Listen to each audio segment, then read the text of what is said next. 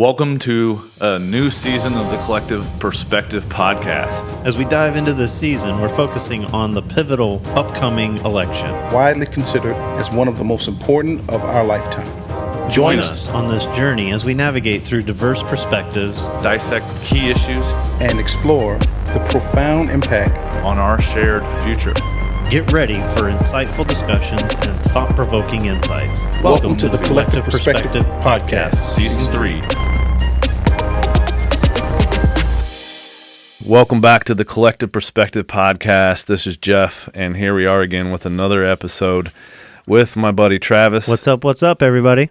And my buddy Jawad. Hey, how everybody doing? Today we have two guests from Clay County Veterans Services officers. One of them is Mr. Richard Carey. Yes, sir. How are we doing today? Good, man, good. And Paulo Osorio. That's correct. Hey, hi, everybody. Yeah, I said it right, too. Close enough for government work.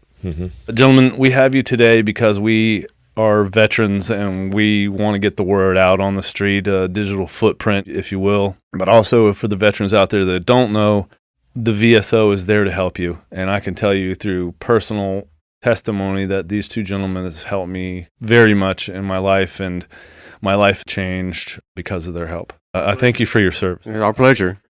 Oh, thank you. Thank you. Yes, honor and a pleasure. Can you give an overview of the role of Clay County's Veteran Services plays in supporting our local veterans? We're with the Clay County Veteran Services, home of more than 28,000 veterans and more, not including those working, shopping, and visiting our county.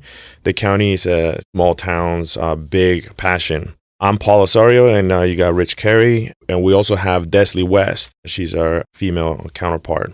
We currently have a total, we're accredited, total of 3 accredited veteran service officers.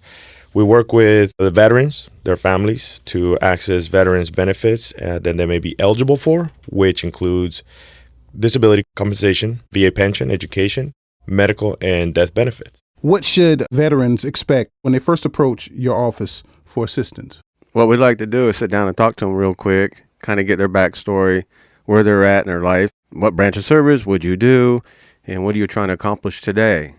Because there's a lot of things that we can find out and discover by just having that little conversation with somebody to determine what we want to do next. On top of that, the difference between state and us is that we are an office that we do appointments. So you have that time frame where we can actually engage and talk, like Rich is saying, to really get to know you, hear your story.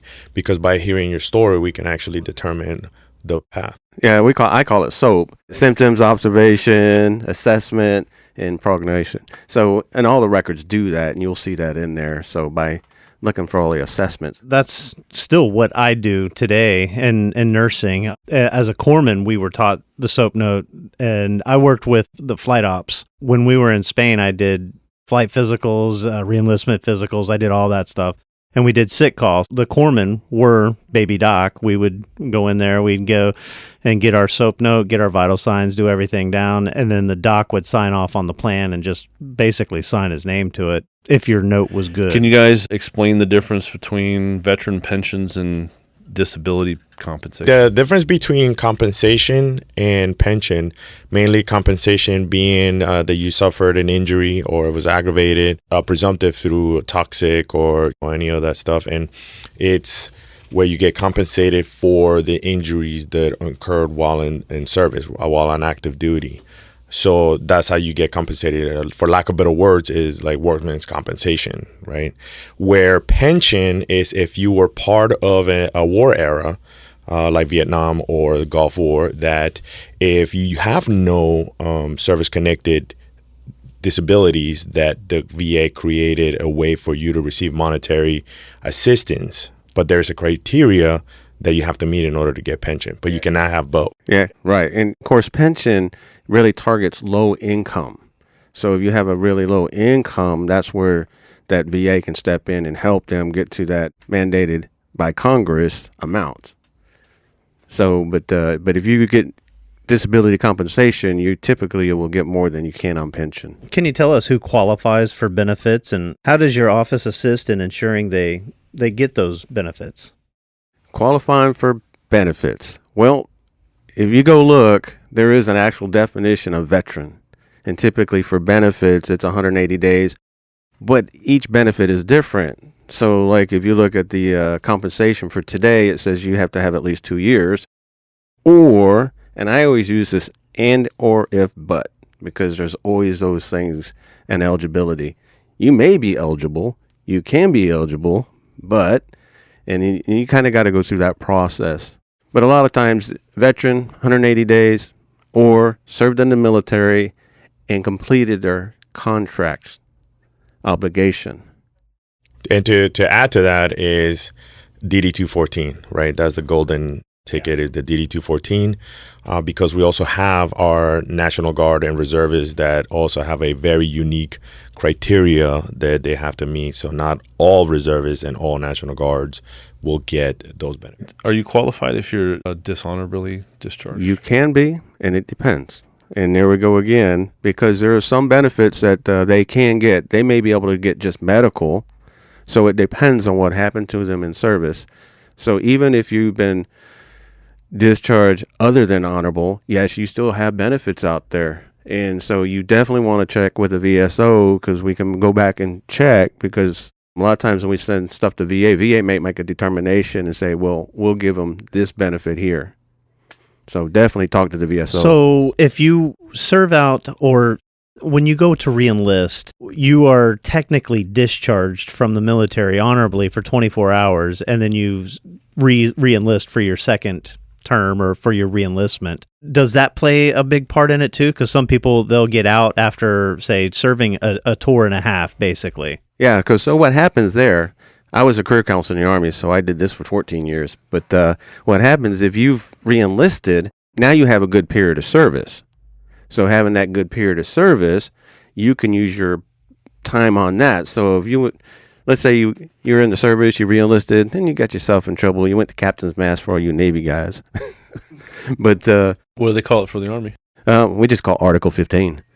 How boring. But so, and you get busted and get thrown out, and you say, oh, now I can't qualify for anything. Yes, you can. You can qualify on your good period of service. Right. Add to that is if OTH, other than honorable, the Rich is speaking about the benefits, is Chapter 17, where it's medical benefits. Monetary under OTH, unless you get it upgraded, and there is a way to request upgrade and the discharge. And so they'll cover the medical side. On the OTH, other than honorable, I think there's another subsection on that says under honorable conditions. Is that correct? Correct. Yes. Yeah, there's a couple different. You can get other than honorable, or you can get general under honorable conditions. See, so there are different subsections. But the two bottom ones are the ones that Chapter 17 and this honorable under court-martial is the one that is the hardest one to get any type of, including medical benefits. The big chicken dinner. Winner, chicken dinner. Yeah, you get Bad that's conduct. the one that Yeah. if you have that one, you lose so much with a discharge, dishonorable discharge. I know these questions aren't on there, but here's another one. What if you've been criminally charged with a felony? What would your discharge, or after you got out? As a civilian? Well, it depends. And Paulo does work with a lot of veterans in that kind of category, and with the Veterans Treatment Court. He advises down there about their benefits. But with felonies and things like that, if you end up in jail, and if it's more than, and Rich, back me up on this one, is I think 60 days? 62 days. That if, let's say you are at 100% PNT, 80%, 50, doesn't matter, and you go in as a felony in 62 days, you will lose they will bring you down your rating from whatever it is down to 10 or 5%. And, but to add to that, if they have family members like kids, spouse, and all that stuff, they can request apportionment so that they can get that money while the veteran is in jail. So it's essentially like a credit score in some perspective when it comes to rating. Like is that kind of the right approach to it? In a way, yes, you can see it as a kind of like a credit score and stuff like that, where of course if you're 100% PNT, that's the promised land, right? That's where you want to end up at. There is other 100s out there that a lot of the veterans get confused with: standard 100, 100 TDIU, 100 PNT, and the 100 paragraph 30 benefits while you're convalescent and recuperating from a surgery. So were you there's a asking lot. more about how the percentages work for the disabilities? Yeah, because we've had veterans in, and I'm thinking it's just straightforward, but there's many different variables that are involved in getting approved. Obviously, filing a claim often can be complicated. Can you walk us through the typical process of filing for disability compensation? Sure. So what happens is once you come in, a lot of times if you get a hold of us first, we'll say, hey, make sure you get your records, like on a BDD. I did a lot of BDDs, benefit delivery before discharge, and that's for service members that are still in the military and have at least 180 days in service and more than 90 days before their exit date. So what happens is they can file for their claim, and it kind of goes in line with the rest of them. So once you come in, you've never filed a claim before, this is initial. We want your DD-214. We need your medical records, your Alta, your Hames, and your Genesis, and your medical jacket, because that's got your cardiograms, audiograms, and PHAs and stuff like that in there, and sometimes outside records. So when you come in there, we go through your record, and we cruise through your records and take a look at everything, and we lift them on the 21526 EZ form from the VA. And then we'll review this with you and say, okay, this is what we found in your records. Anything else, head, shoulders, knees, and toes, that we might have kind of overlooked. So when you do that on a BDD claim, that benefit delivery before discharge, once we sign everything in, send it in, because we'll send everything in for you. You don't have to mail out anything, right? We'll do it. When you send it in on a BDD, 45 days to 60 days, you're going to get a call from a 3-letter organization, QTC, LHI, or VES. That's for your compensation pension exam. On your other claims, like what we call a fully developed claim, if you come in there and you're out of service and you got your DD-214 and all your records and we got everything we need, write it all up, send it in, 60 to 90 days, you're going to get called for that CMP exam, compensation pension exam. And that right there is the exam, is when you got to be on your toes. So I always tell everybody, when they ask you how often something bothers you, quantify your answer. 4 to 5 times a week, 8 times a month, 6 times a year, whatever the case may be. Don't ever use several, couple, sometimes, or maybe. Okay? My wife went through this process and she was able to get 100%. And that was exactly what someone had told her. She did it before she got out. BDD, had the ball rolling well before she got out, retired. They would say, yes, quantify. Can only do 60% of my household chores or something like that. They want those numbers. Right, yeah, because the big one is like migraine headaches. They'll ask you, how often have you had them in the last 6 months or 10 months? 4 to 5 times a month or whatever. But then when the big question came down, how many are prostrating? And that will just get a lot of people, because in the CFR, the way it's written, Title 38, Chapter 4, Subpart B, Schedule of Rating, that's where all that stuff is. How it's written in there is you have to have at least one prostrating event once every other month on average, just to even get 10%. But anyways, you do your CMPs. And we have another process called the standard claim process. If you don't have your records, we can have the VA try to obtain those records for you. Okay? You do the exams, and about 60 to 90 days after the exams are done, then you'll typically get a decision report back to you. I didn't go to the VA for 20-something years. I didn't have my medical records. It's on microfiche. Don't stress. These veteran service officers will help you, even if that's where you got to start. You just go into their office and have a conversation with them, and they'll send it out, and then you'll get a CD, burnable CD copy of it, and then your copies. Yeah, and speaking of which, we don't make you go out and print your records either, because a lot of places do. I got CDs implemented, and also we got direct access to the VA, so we can take that CD, put it right in there, and upload it directly. I was kind of concerned about that if I decide to start filing a claim myself, because I know I've been out since 2001, and everything, I think it went to the records in Louisiana. I think that's where their main... Not yours. Yours went somewhere. That all changed. So I used to work at the VA, at the VBA in Columbia, South Carolina. So I was a fiduciary. But what happened is, if you go back and look, and we've even got those forms that'll tell us, that chart, it'll say, okay, at that year, your records went over here. This year, they went over here. So they're in different places, but a lot of times we can get them from the National Archives. What we like to do is we do a power of attorney 2122, and we have accreditations with many organizations.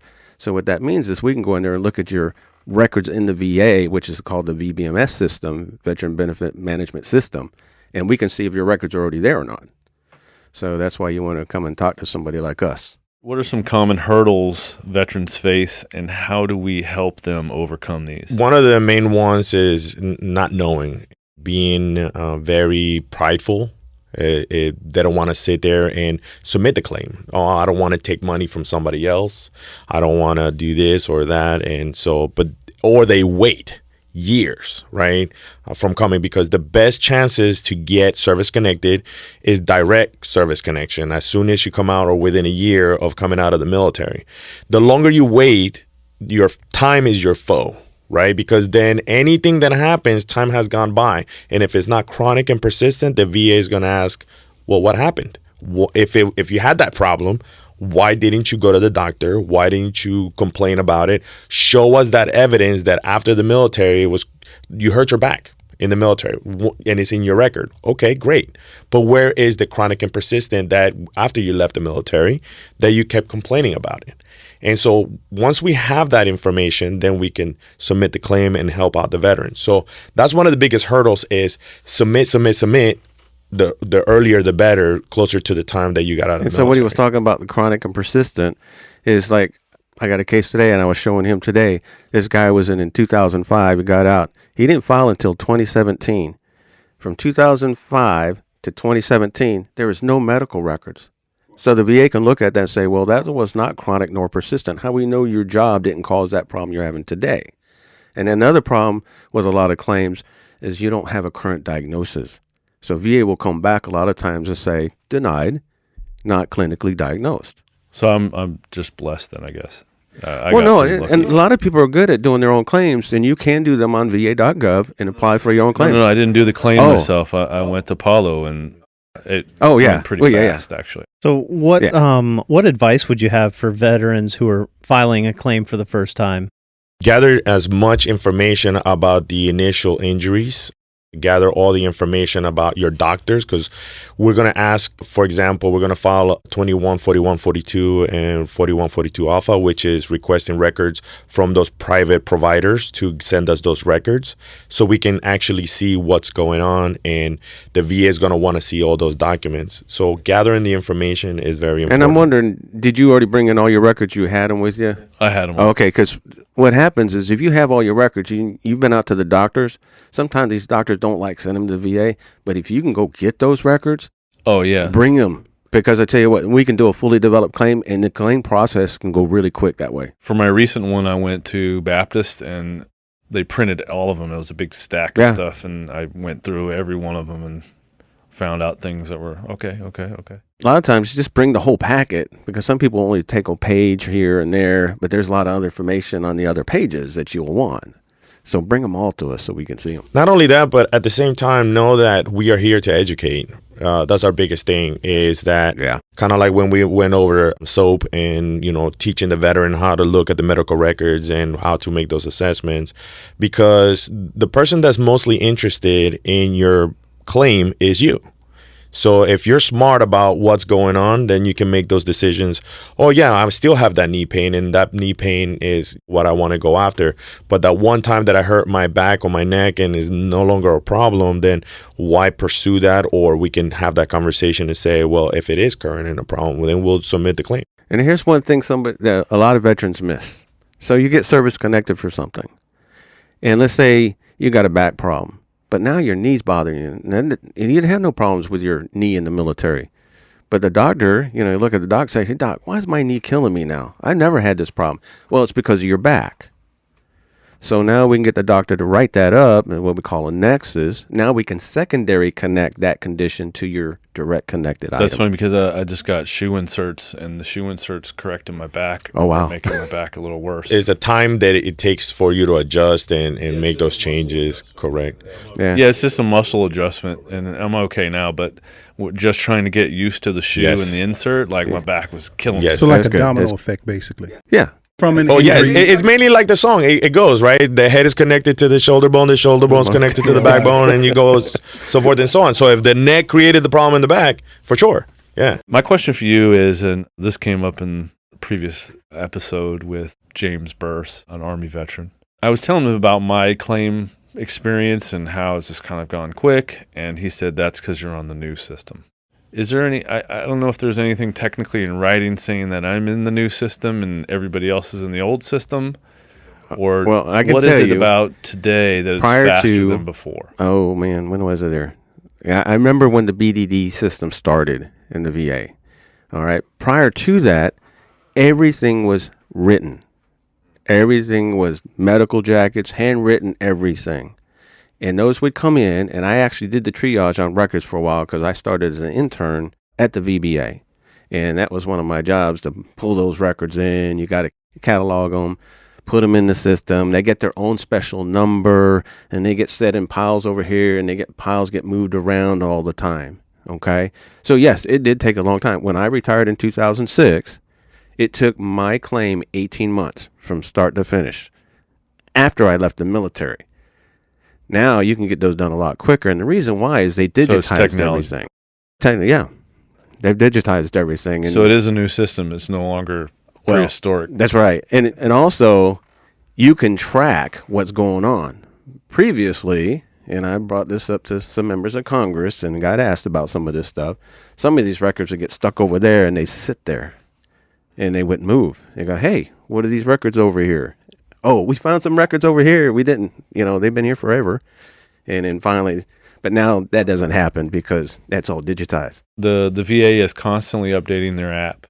Oh, yes. There's an app on your phone that is almost caught up to the app on just the website. Technology, itself, right? yeah. Yes, it's kind of the same, but yes, the app, so you can see the progress of it, and if they send you any letters, so that way you're not relying on the snail mail, if you will, that you just waiting 2-3 weeks to get word, and by the time has half the time already has been in because you have 30 days to respond, and yeah, the electronic has definitely sped up things, which is great. And the CMP exam, man, if you make that appointment the next day, they got FedEx overnight. Here's all your information. Basically, yeah, And I think that's cool, man, because, people having that medical needs and that time is very sensitive and valuable for them to get the needs that they attention in. And that's why they started the BDD program, that benefit delivery before discharge, because a lot of folks would get out of the military and have to wait months and months and months and months.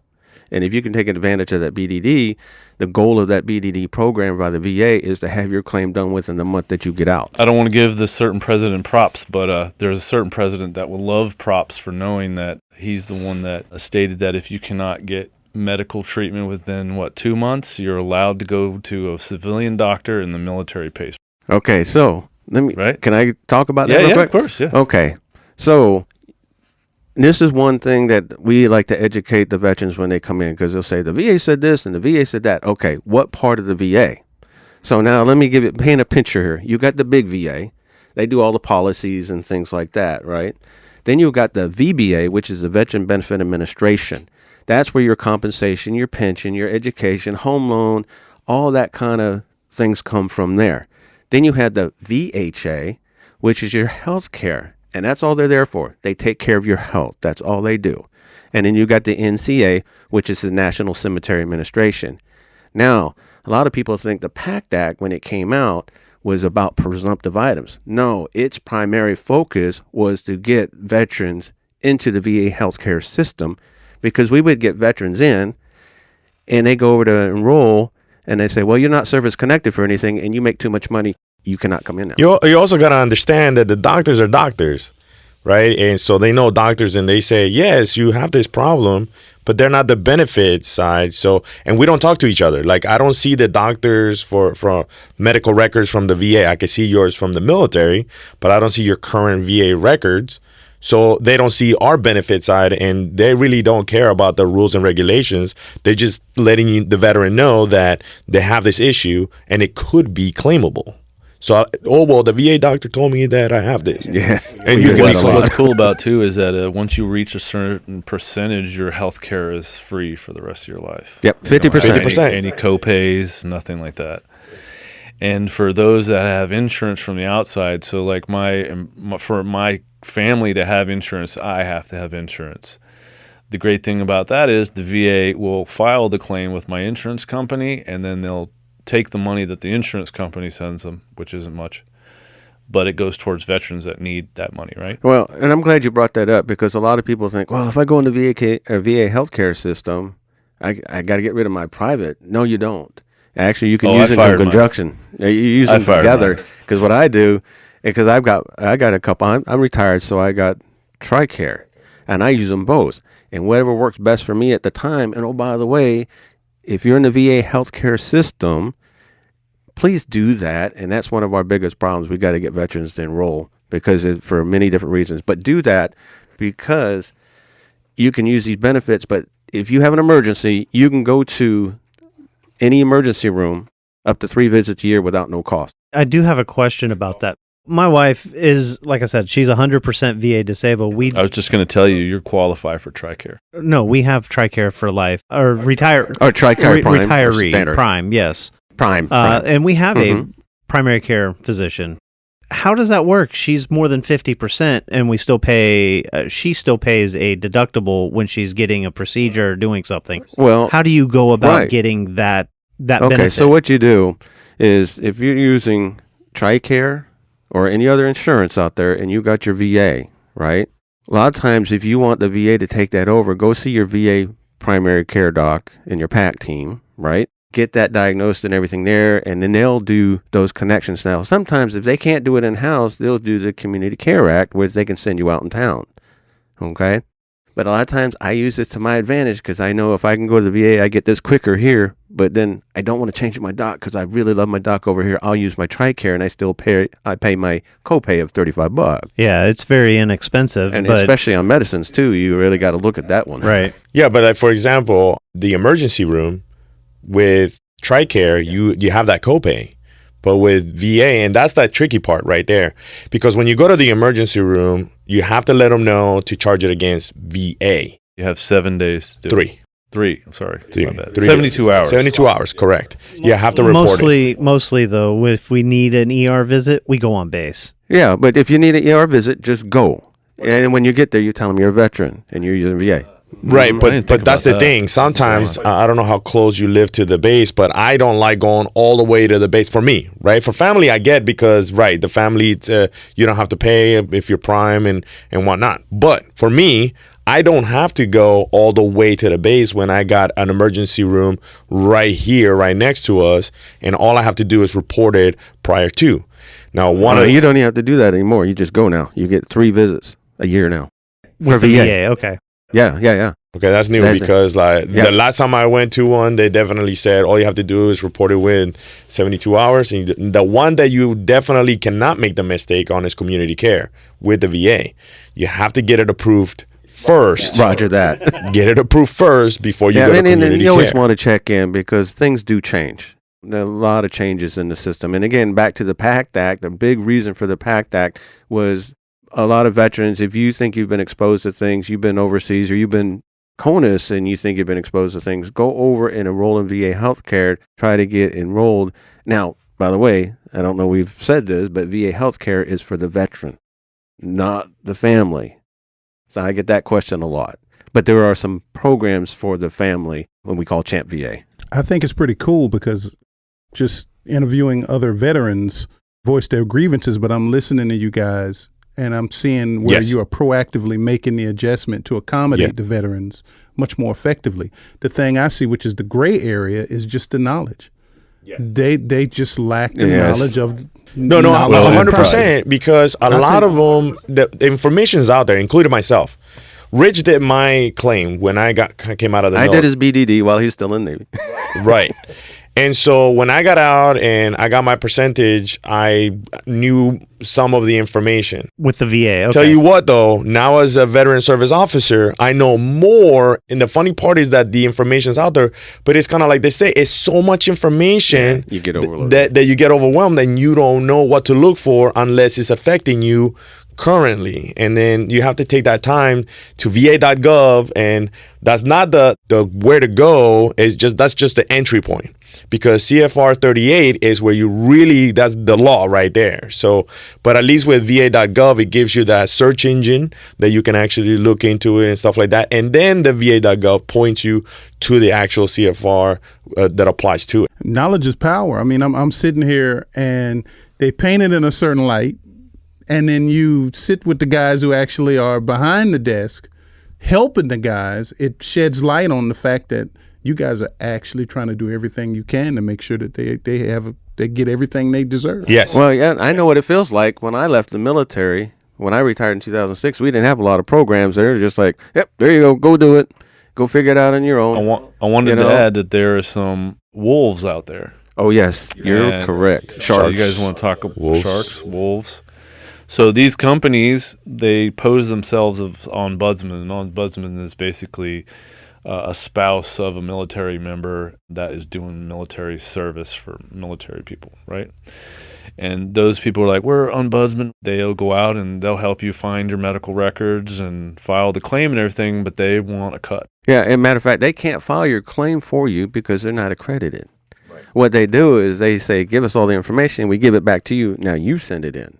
Right. But we're going to charge you a percentage or a flat fee of whatever we do. I almost got stuck in that, and then I went to the actual VA doctor's appointment, which is really close to where Rich and Paulo work. Their office is the next building over. And they're like, you should go talk to the V.S.O. And that was a life changer right there. Yeah, and it just private conversation with him, with Jeff. It's changed his life. It's given him a different perspective on the opportunities and the possibilities of things. Glad to hear that. Doors, That's awesome. It swung the doors open for him. And he's really, it's just great talking to him about it because he's enthusiastic about things, and getting the attention he needs with some of the medical needs that he has.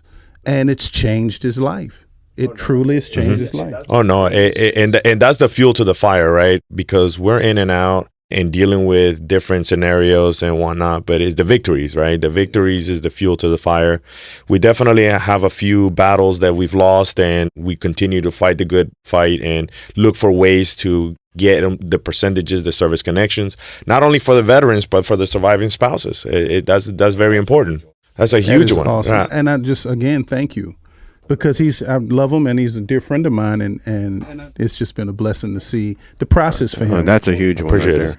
A lot of times, I think it's not just about the money. It's not that, but you are recognizing the issues that you have. Even if you're 0%, you're getting it treated. Because I'm telling you what, you're going to get older. Things are going to get worse down the road, right? This is why you want to go do that. Don't think, I can do everything. Or a lot of people, it's a negative. Well, I got a disability. Well, first of all, you're not obligated to tell any employer that you have a VA disability because it's not that kind of state disability that they look for, right? You don't have to tell anybody that you have anything, okay? Now, if they look through your medical records because you're going to be a pilot and you got this problem in your medical records, that's what they're going to base it on, okay?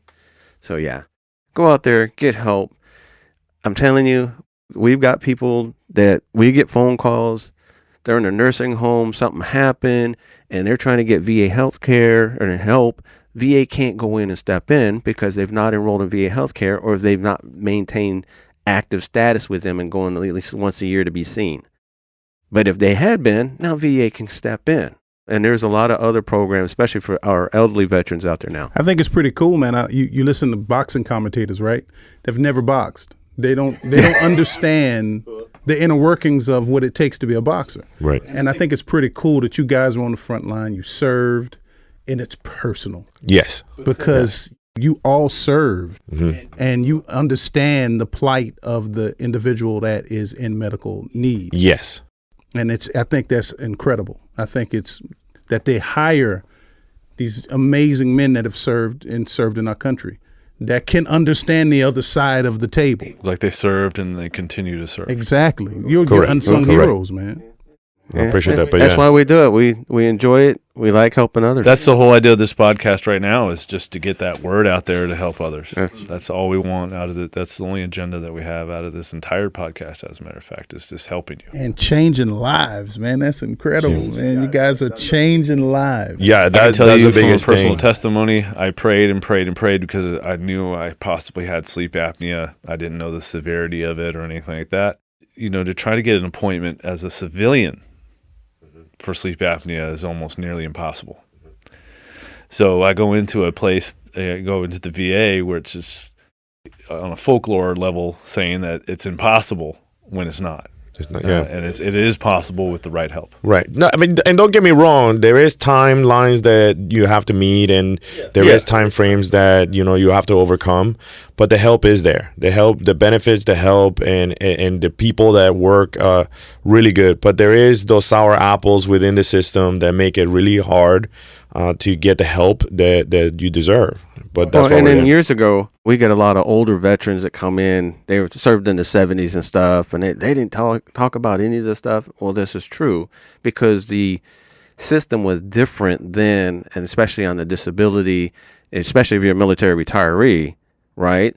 Because prior to, and I remember working on the white papers back in like 2000s on this, where Congress changed it. If you got at least 50% in your military retiree, you get your full VA disability check and you get your full military check, retirement check, right? Prior to that, all they did was whatever you got from the VA, make that part of your military check non-taxable. So they really didn't pursue this stuff back then. So now they're trying to pursue it, and it's after the fact. But a lot of our doctors and folks are getting really educated. And real quick story, I NES Jacks. Wow. I had one of the Navy docs call me. And he says, I've got these veterans or service members that keep coming over and asking me for this stuff. And I want to know why. And I said, well, you got a couple minutes? And I said, yeah. He came over, and I explained to him why this is being done. And then his next statement was, I need you to do my claim then. That is awesome. Yeah, that happens more often than not, and that's why we do appointments and we talk to the veteran and give him or her plenty of time. It says, apart from pension and compensation, what other services do your office offer to veterans and their I families? would say education is one of them. We definitely sit there and especially for kids, right?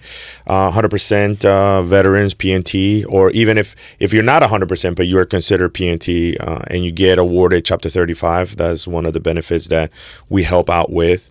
Like Rich, I mentioned Champ VA, if you're 100% PNT and you have no other insurance, that the family members can be put into the system.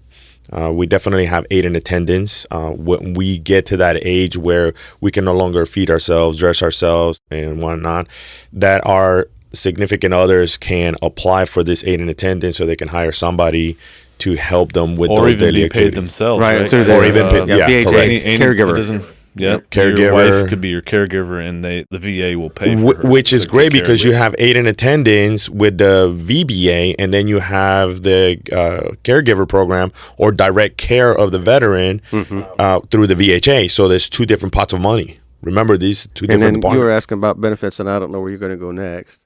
One other thing that really, and this one is what hurts my heart the most and is really bothered me a lot, is when the veteran passes away.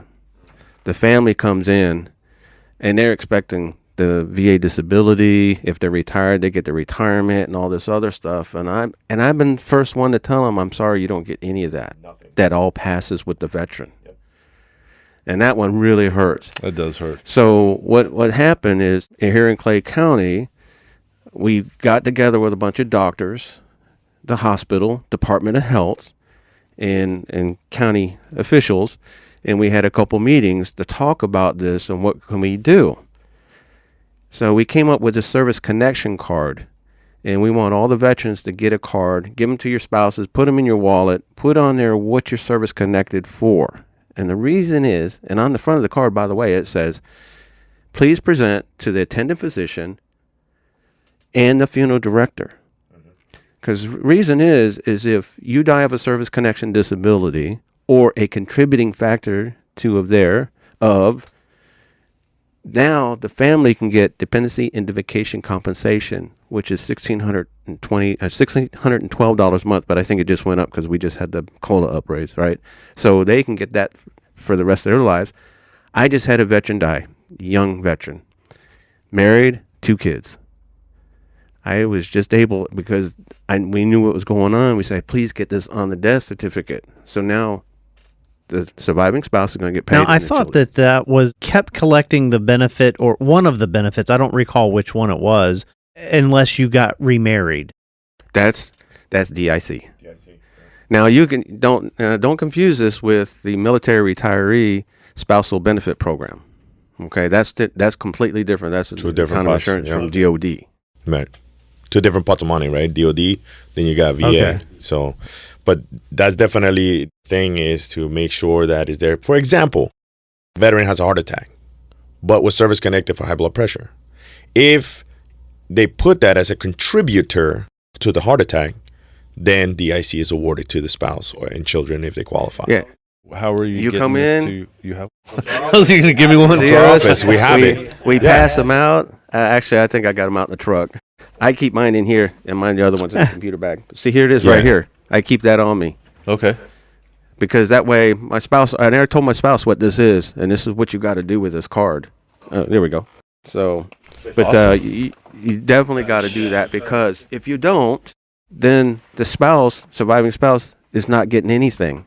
And if they're lucky, they'll get the Social Security because they're retired. But then I had a spouse that wasn't retired. She wasn't 60 in her 60s yet, right? She became the caregiver to take care of the veteran, so she stayed home and was getting paid that. Now she's lost her caregiver pay and no VA disability pay, and now she has nothing, and they didn't have life insurance, so she's got to go work. And not only that, it's not that they don't get it, it's just they're going to have a harder time proving it, right? Because we can still seek it, but the problem is providing the evidence, the proof, and a lot of times when you ask your spouse, what did you do in the military? I don't know. Do you have his DD-214? Somewhere. Yeah, right. And so fortunate, I had a family member call me. Their dad just passed away. The attending physician was there, and she says they're going to put blunt force trauma on the death certificate. And I said, well, what happened? I said, well, he fell down.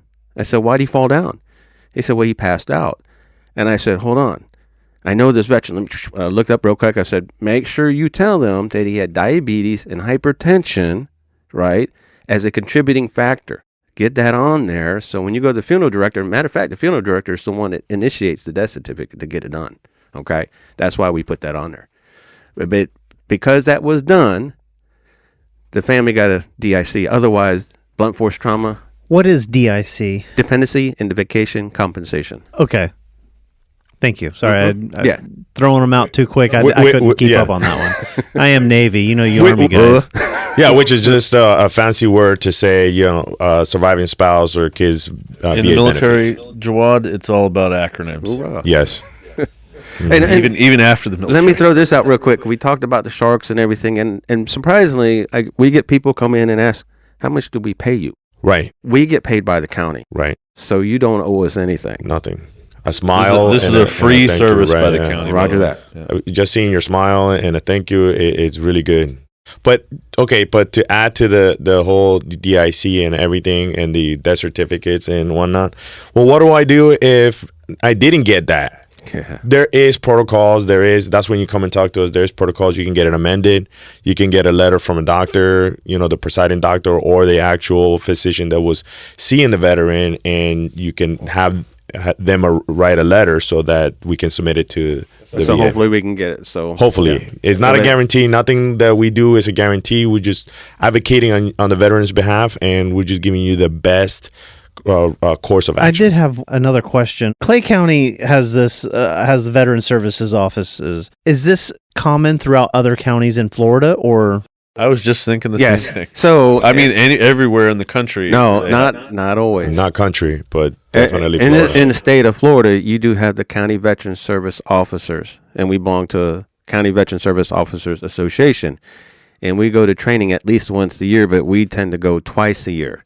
And this is how we get those accreditations, stay up to date, because we have VA personnel there, folks like that, so we can stay on top of this stuff, because changes come, and then I'll be saying one thing, and Paulo goes, I didn't know that. And he'll be saying, well, I just found this and that. And I'm going, are you kidding me? Really? Oh, that's awesome. Right. And not only do we go to accredited with the other county, but we also have law firms that provide courses that we took so that we can get that knowledge from a law point of view. And also in the state of Florida, which is unique, because this is where we fall under, is the Florida Department of Veterans Affairs. So you have some state folks out there, and that's where I started back in 2019 at NES Jax. I had that office out there for many years, and in Clay County needed somebody, so they asked me if I would come over and. What does a listener do if they're not in the state of Florida? They What else is I help people from all over the world. If we get calls, we get them from Georgia, the Kings Bay, stuff like that. Georgia. I've gotten a few New York and Virginia. Well, So you can help someone obviously anywhere out of We the can country. help with answering questions and providing guidance, but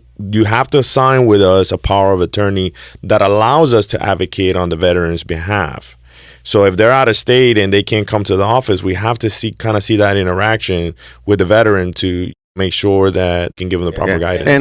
And also we like The to signature. see you make sure, because believe it or not, we have people out there faking that they're veterans. And that's why we do wet signatures. Right. Or trying to file for somebody else. Right. And we get that a lot too. A lot of family members that want to file for the veteran, and the veteran's like, I did not want to file. Oh yeah, that happens. Right, that happens. The pride. Funny story, I went to a CMP exam for my blood pressure, and they were like, thank you for being honest with your blood pressure readings. We had someone come in here like, yeah, I'm like 230. Good Lord. or Oh, my something. God. Yeah. And I was a nurse. Yeah. And the physician's assistant's like, okay. Well, and that's one thing we also tell veterans. Hey, look, don't sit there and lie to them. Be truthful, okay, with what your problems are, all right? But don't tell on yourself either. Yeah. I had this, I'll tell you guys because you're all Navy. I had this Navy captain come in, and he loved to talk. And I said, look. We call these sea stories. Yes. Oh, he was good at it. And I said, look, answer the question and stop. Stop. Yeah. Well, what did he do? He went to CMP. He got done. He come and saw me. He says, Rich, I think I screwed up. I said, what happened? He goes, well, they asked me about my hearing. I used to tell them I used to go hunting all the time as a kid, and we didn't wear hearing protection and stuff like that. And I'm going, oh, my gosh. But service. Guess what? Because it was not on his entrance physical, and also in the CFR 38, I have this paragraph, the veteran can't tell on themselves. So just because he said that doesn't mean that that's not going to be service connected, but because his physical had no hearing, he had great hearing. Guess what? I appealed it, connected. Yes. That's good for him. Yes, he did. Yeah, he got lucky. That happens, Please just answer the question truthfully and stop. You don't need to give that extra information. I mean, honestly, I'm happy that my blood pressure. Oh yeah, is lower. no, I mean, I tell you, some of the stuff I'd rather have them take away. I could write a letter for you about your blood pressure because that was a pretty scary event there at the Ale House. Yeah, Right next to me. I bought He him was out. sitting there and just started. You sync. That's what we call syncope. Your blood pressure drop. Yep. Passed out. They Vagal said it visual. was a vagal, Yep. vagal, It's vagal syncope. response. Yep. Yeah, I know about that. There is so much stuff you can claim. I'm still going through the manual. I've been with the company for almost a year, and I'm still going through the manual, looking for not looking, but just learning about all the different medical things that can be claimed. And I got to tell you, it is a lot. It is definitely a lot. People are surprised. So a lot of times I will never turn down a claim. I say, hey, I don't see the evidence there. Well, okay, we're going to write it up and send it to VA. We won't make that determination. We'll let the VA make that determination. But then we get how come it got denied? We try to tell you, but here's in writing now that it's official. And then if you want to appeal, we can help you appeal, which, by the way, there's two types of appeals, supplemental, which you can introduce evidence, or a higher level review, which a senior rater will take a look at the claim to see if there was a mistake made. Right. And we can go higher even after that, too. So I think the veterans shouldn't be afraid to have that senior person take a look at it. It's akin to what we have now. If insurance will deny a claim for even in the civilian world, you can have a peer-to-peer kind of a review, and that's what this sounds like. Yes, with that's exactly what it is. But we call the higher level review. More experience. And this has helped out because I've had a veteran come in. He got a letter saying he's going to get decreased because they saw something in his record. He was getting better. And oh, by the way, if you have a service connection and you're happy with it, and you come in and say, I want to file this, and I say, well, you're not going to die of that, and that added condition's not going to bump you up.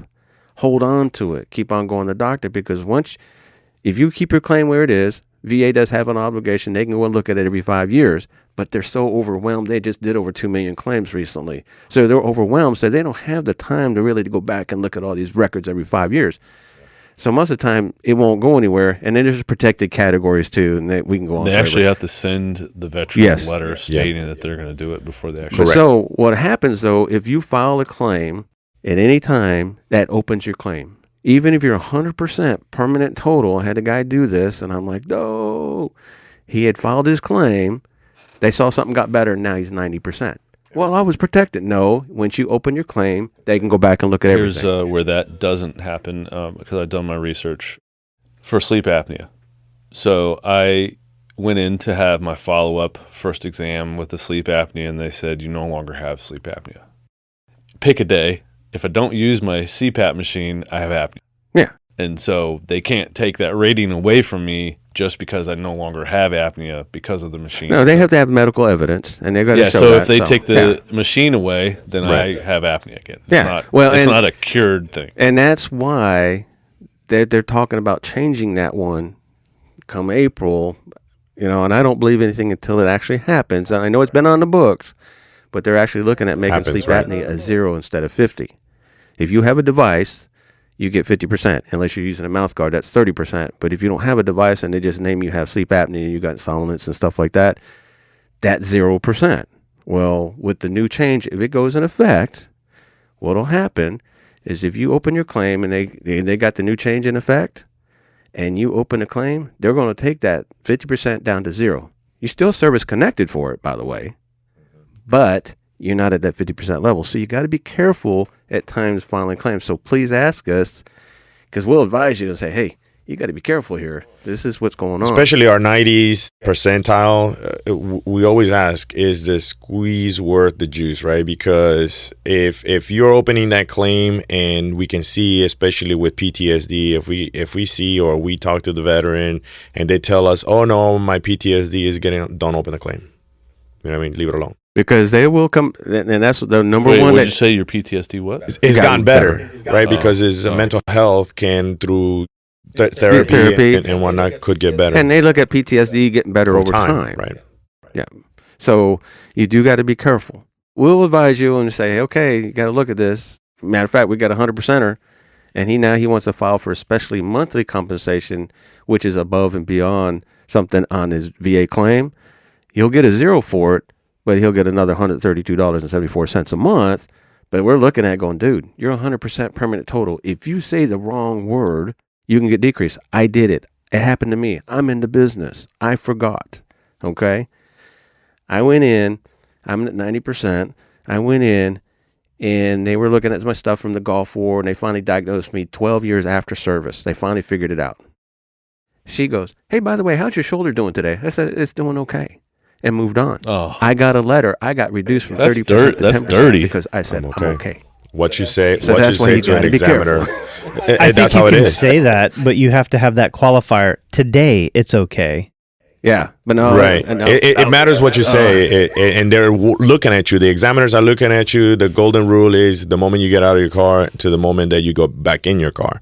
They're always looking at you. So it matters what you say, it matters what you do, because they will use that against you. Remember that the examiners are being hired by the VA. So they're not there to examine you for your benefit. Right, so they're looking at you, and there's been stories where they didn't even look at me, they didn't even put a ruler, they didn't do all this other stuff, and horror stories. And then I believe because you 100%. walked in the door, sat down, we could tell your back is not at 40% because you just sat down 40%. with no problem. Right, they're looking at you. So the whole entire meticulous. time. It's so attention to detail. Wow. If you have mental health and you're claiming PTSD, depression, sadness, and they ask you, so how are you doing today? Oh, I'm doing great. And then PTSD is one of the tough ones. And by the way, mental health world, let me talk about that one real quick. This one really gets everybody. Well, I got anxiety. 3 months later, 7 months later, a year later, doc says I have PTSD. Guess what? All that's rated as the same thing in the same umbrella. So did the symptoms get worse? That's the question. That's the Just because question, he diagnosed you with another item, did the symptoms get worse? You're at 0, 30, 50, 70, or 100%. Those are the only ones they have in the CFR, and I'll break that out and go, look, matter of fact, if you want, you can go back and talk to your doc. Hey, doc, which one am I at? Right, and to caveat to that, right, we have veterans that, whether no matter what it is, right, I'm feeling some kind of way. and they get, let's say, 50% or no, let's say 20% for the knee, but they feel that they should be rated at 50% for their knee. Well, in the narrative, it actually tells you what you should be experiencing to receive the next higher level rating. Are you feeling that? Well, I feel that I meet that. Okay, you can feel that all day long. Does a doctor concur with you? Makes it a lot easier. Or we will do what's called a rate increase, and an examiner is going to look at you. And if they do say yes, then they'll increase you. If not, they'll say confirmed and continue. And by the way, the examiner is not a treating physician. All they do is examine. Because we got a lot of veterans coming in thinking they're supposed to diagnose me with these problems. They don't diagnose. They don't give you the information. No, they're like, how come they didn't do an x-ray? How come they didn't do an MRI? How come they didn't do all this But now stuff? the CMP examiners you can ask for your DBQs, Disability Benefit Questionnaire, on what they did. You can ask for those. Yes. So you can see what the doctor wrote or the examiner wrote, because it doesn't necessarily have to be a doctor. I'm not going to use this on the podcast, but for my hemorrhoids, they said, do you want to be examined? Well, if they're they external. said you don't need to because, no, they're internal. Okay. It's That already one's in, different. you're already Yes. rated with it. I don't have to examine Yes. Why physically. isn't that going to be And on I the told her no. podcast? I know, right? I'm talking about, I'm okay with the CPAP I've thing. had but- veterans come in with the pictures. See, look. And I'm like, no. yeah, I don't wanna for see real, it. yes. They give us the CD with all their pictures and all that stuff, and I'm like, Oh, no, this guy had it on oh, his even phone. He better. goes, here, look. Yeah, super good. Yeah, there's no need for none know. of that. If you're already rated for it and the symptom hasn't gotten worse, then it's confirmed and continued. If you know that when you got that service-connected disability and that's how you were feeling it then, but now it's, let's say it was bleeding once a week, but now it's like more continuous, and you went to the doctor and they're like, oh no, this has gotten worse. That's when you come back to us and say, I need to file a rate increase because maybe you've met the next qualifying rate. Definitely get the doctor to check it out if it's internal, because it can be something. This is else. awesome. Concur. This is Before we awesome. close, because I know your spouse 100%, right? A lot of us veterans and myself did not know about the 10-year rule, right? The 10-year rule. If you're 100% PNT, from the date of effectiveness, right?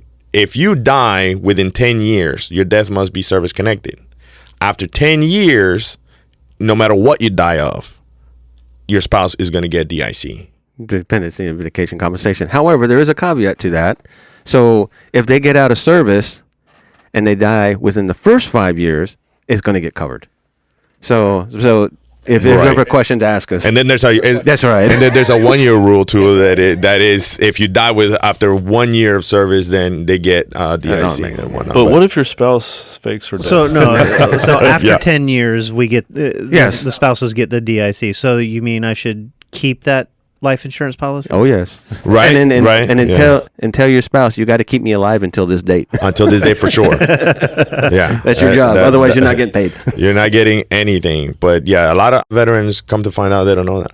To be a No, I had no clue about that myself. See that the 10-year rule is very You're like, important. she's still alive, see? Yeah. Weekend at Bernie's. Yeah, I'm getting ready- basically. I'm getting ready to do a whole bunch. I'm doing a presentation at Penny Farms. They got a big veteran population out there, and I'm going to be Okay. doing all the senior centers. We got 4 of them. In November, I'm going to go to each one and provide information, especially about the geriatrics and elderly stuff, the elderly vet care, because the VA's really built up their game on that. But we're everywhere. I mean, we're in Impact Clay. We're at the college initiative. Yeah, we have the Touch a Truck coming up on November 2nd. By November the way, 2nd. we got the Veteran Council of Clay County, Florida. They're going to be doing their 5K run in softball on November 9th. And then the proclamation. Yes, on October 22nd, we'd like to invite you all out veterans. for the Board of County Commissioners at Clay County is going to do a proclamation of the Veterans Day on the 22nd. So we invite you all. And while I'm talking about the Board of County Commissioners, we would like to invite you all out to come out. Military service members and veterans from Clay County, we want you to come in and do the pledge at the Board of County Commissioners. You open the meeting with the pledge and you give a little bit about your service. And they give you a certificate and they put you on our page. It's awesome. It's awesome. I've done it. It's really cool. So it's do you a way have to live in Clay County to do that? Yes, we prefer you live in Okay. Clay County. prefer? Sorry, I'm in St. John's right now. But Prefer. Yeah. You know. Well, just do move to it. Clay. We'll be good. I'll do it. Yeah. We'll get you on the I'll list. get you on Yeah. the list. Yeah, for sure. Thanks. For any veterans listening, what is the best way for them to get in touch with you, your office, and start the process for seeking? Here we go. Phone number 904-529-4256. And also you can email veteransservices@claycountygov.com. I like that special voice you gave it. It's like I a voiceover. DJ sometimes, so I can get in my DJ announcing voice. Yes. That's right. claycountygov.com. Look for Veteran Services, and you'll find all the information there, too. And we have some FAQs there, too. You can go to our webpage you're on all also. social Yes, media our- pages and all definitely on Facebook. Yeah. We're definitely on Our Facebook. communication department here at Clay County does an awesome job. Yeah, Facebook is for us older people. Yeah, that's right. Yeah, most veterans are, so. Don't forget, you got Instagram and stuff. That's like all that, for too. the kids these days, it seems like. TikTok, Instagram. I Right. don't even know the other ones anymore. Oh, they got a bunch of other ones. I can't keep up. Snapchat. Oh, that one kind of, I think that's old now to the kids. Ask them. No, they're still using that one. I'm convinced that the heart of life is good, man. And you guys are an example of what's good in life. Just blessing and helping people, man. I appreciate you. you guys. I really do. This has been so Awesome. informative. Yeah. This has been so Thank you. educational. It's shed like really a beautiful light on a misconception of the process of getting your benefits. And we only scratched the surface in this podcast. Right, this conversation Exactly. should have been could have This is been beautiful. so much longer, and we've really enjoyed the conversation and just the banter and the knowledge that you've given us, and we really appreciate it. And you guys are serving even after you already served, and you're helping our brothers and sisters that need help, and a lot of it's just educating them. What is a GI Joe says? Knowledge is half the battle. See, he got it. Yeah. Battle. Battle. Yeah. It's a camaraderie.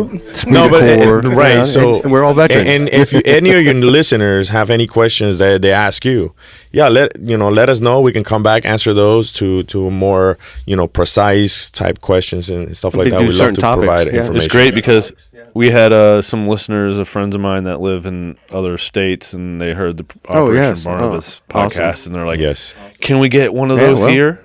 Yeah. Yeah, that's really good that you guys are out there. You're working. You're helping. Continuing to serve. It's an honor to have you guys on the show and talk to you and get this information. Like I said, a lot of this I didn't know. My wife doesn't know. I'm actually going to make her listen to this podcast so she can.